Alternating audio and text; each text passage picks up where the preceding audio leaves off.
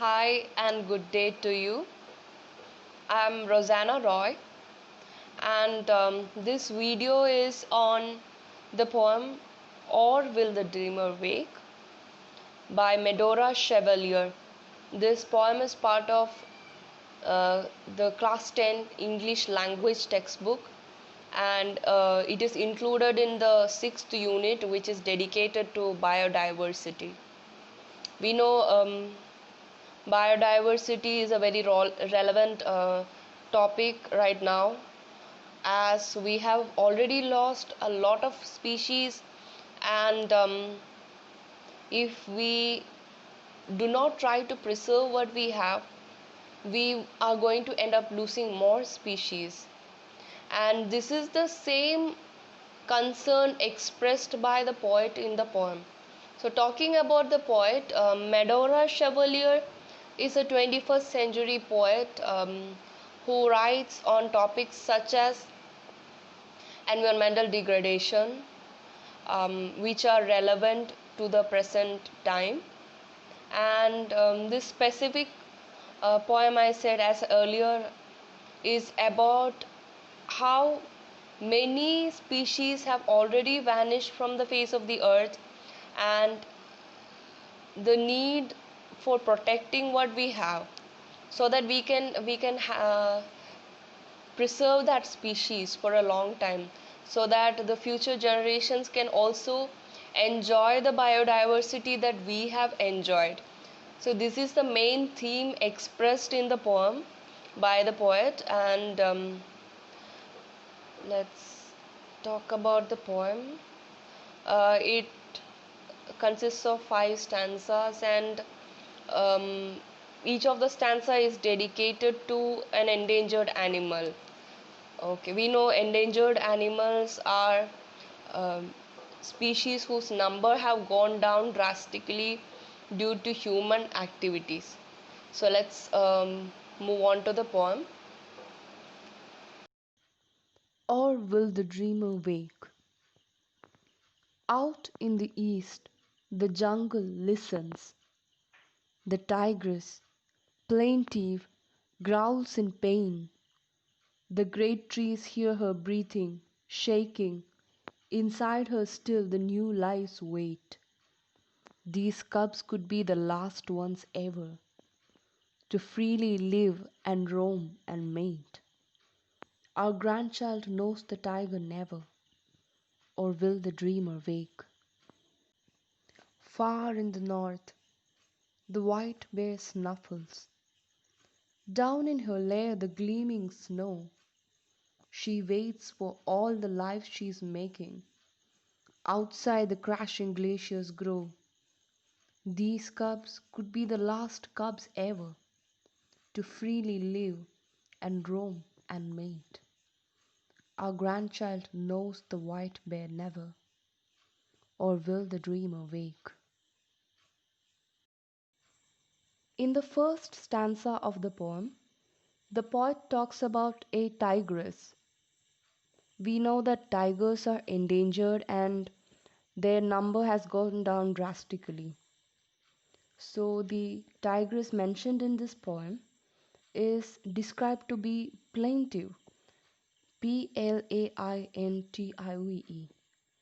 The word means suffering. So, the poem says that this tigress is suffering, shaking, and growling in pain because she is about to give birth. The poet expresses her anxiety about what will happen to these tiger cubs. Perhaps they could be the last tiger cubs that would roam around and live freely like wild animals are supposed to be like. In the second stanza of the poem, the poet expresses a similar kind of concern towards a mommy polar bear and her cubs. Here again, she says that these cubs could be the last ones that ever roamed around freely and lived their life. She also talks about the glaciers melting, which is a huge issue now, and we know this is happening because of global warming.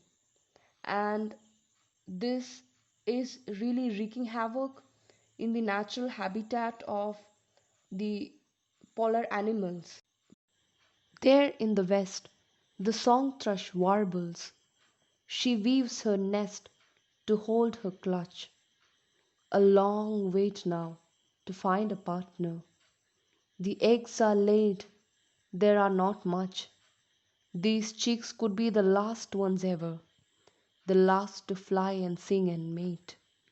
Our grandchild knows the song thrush never, or will the dream awake. Deep in the ocean south, the whale swims. Her song of birthing fills the seas. Thousands of creatures wait the moment, the solemn birth that they will see. This child could sing the final whale song, the last to make the oceans shake.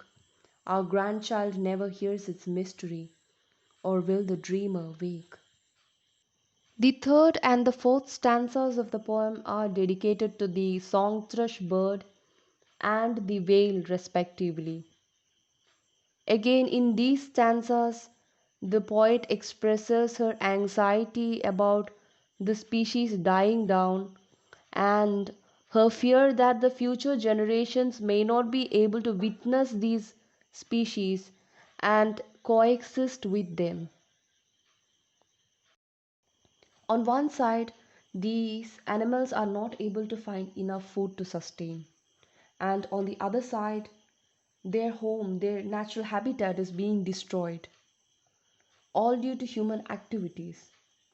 We have seen in the news about wild elephants coming out into the village and things like that.